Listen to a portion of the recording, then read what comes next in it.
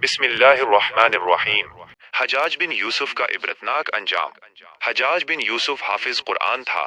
وہ تہجد کی ایک رکعت میں 10 سپاروں کی تلاوت کرتا تھا، با جماعت نماز پڑھاتا تھا اور شراب و زنا سے دور بھاگتا تھا، لیکن انتہائی ظالم تھا۔ جب اس کی موت آئی تو انتہائی عبرتناک موت آئی۔ حضرت سعید بن جبیر جو کہ ایک تابعی بزرگ تھے، ایک دن منبر پر بیٹھے ہوئے یہ الفاظ ادا کیے کہ حجاج ایک ظالم شخص ہے۔ ادھر جب حجاج کو پتا چلا کہ آپ میرے بارے میں ایسا گمان کرتے ہیں تو آپ کو دربار میں بلا لیا اور پوچھا، کیا تم نے میرے بارے میں ایسی باتیں بولی ہیں؟ تو آپ نے فرمایا، ہاں بالکل، تو ایک ظالم شخص ہے۔ یہ سن کر حجاج کا رنگ غصے سے سرخ ہو گیا اور آپ کے قتل کے احکامات جاری کر دیے۔ جب آپ کو قتل کے لیے دربار سے باہر لے کر جانے لگے تو آپ مسکرا دیے۔ حجاج کو ناگوار گزرا، اس نے پوچھا، کیوں مسکراتے ہو؟ تو آپ نے جواب دیا، تیری بے وقوفی پر اور جو اللہ تجھے ڈھیل دے رہا ہے اس پر مسکراتا ہوں۔ حجاج نے پھر حکم دیا کہ اسے میرے سامنے ذبح کر دو۔ جب خنجر گلے پر رکھا گیا تو آپ نے اپنا رخ قبلہ کی طرف کیا اور یہ جملہ فرمایا، اے اللہ میرے چہرہ تیری طرف تھے، تیری رضا پر راضی ہوں۔ یہ حجاج نہ موت کا مالک ہے نہ زندگی کا۔ جب حجاج نے یہ سنا تو بولا، اس کا رخ قبلہ کی طرف سے پھیر دو۔ جب قبلہ سے رخ پھیرا تو آپ نے فرمایا، یا اللہ رخ جدھر بھی ہو تو ہر جگہ موجود ہے، مشرق مغرب ہر طرف تیری حکمرانی ہے۔ میری دعا ہے کہ میرا قتل اس کا آخری ظلم ہو، میرے بعد اسے کسی پر مسلط نہ فرمانا۔ جب آپ کی زبان سے یہ جملہ ادا ہوا اس کے ساتھ ہی آپ کو قتل کر دیا گیا اور اتنا خون نکلا کہ دربار تر ہو گیا۔ ایک سمجھدار بندہ بولا کہ اتنا خون تب نکلتا ہے جب کوئی خوشی خوشی مسکراتا ہوا اللہ کی رضا پر راضی ہو جاتا ہے۔ حجاج بن یوسف کے نام سے سب واقف ہیں۔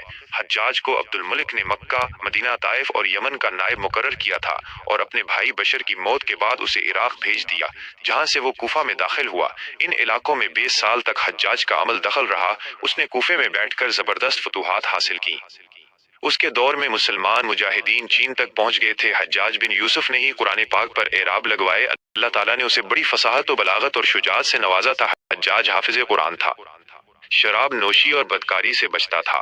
وہ جہاد کا دھنی اور فتوحات کا حریص تھا، مگر اس کی تمام اچھائیوں پر اس کی ایک برائی نے پردہ ڈال دیا تھا، اور وہ برائی کیا تھی؟ ظلم۔ حجاج بہت ظالم تھا۔ اس نے اپنی زندگی میں ایک خون خوار درندے کا روپ دھار رکھا تھا۔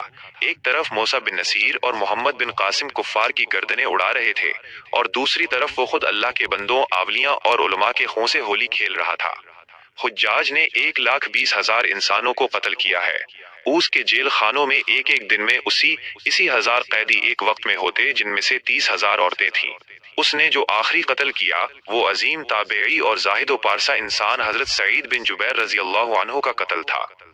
انہیں قتل کرنے کے بعد حجاج پر وحشت سوار ہو گئی تھی، وہ نفسیاتی مریض بن گیا تھا۔ حجاج جب بھی سوتا حضرت سعید بن جبیر اس کے خواب میں آ کر اس کا دامن پکڑ کر کہتے کہ اے دشمنے خدا، تو نے مجھے کیوں قتل کیا؟ میں نے تیرا کیا بگاڑا تھا؟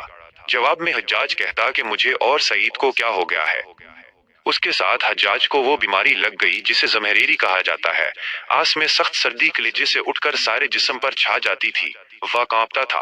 یاگ سے بھری انگیٹھیاں اس کے پاس لائی جاتی تھیں اور اس قدر قریب رکھ دی جاتی تھیں کہ اس کی کھال جل جاتی تھی، مگر اسے احساس نہیں ہوتا تھا۔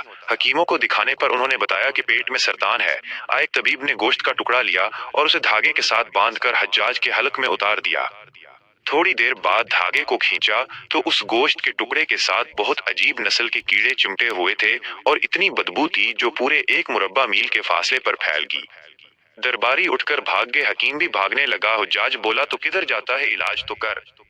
حکیم بولا، تیری بیماری زمینی نہیں آسمانی ہے، اللہ سے پناہ مانگ۔ حجاج جب مادی تدبیروں سے مایوس ہو گیا تو اس نے حضرت حسن بصری رحمت اللہ علیہ کو بلوایا اور آن سے دعا کی درخواست کی۔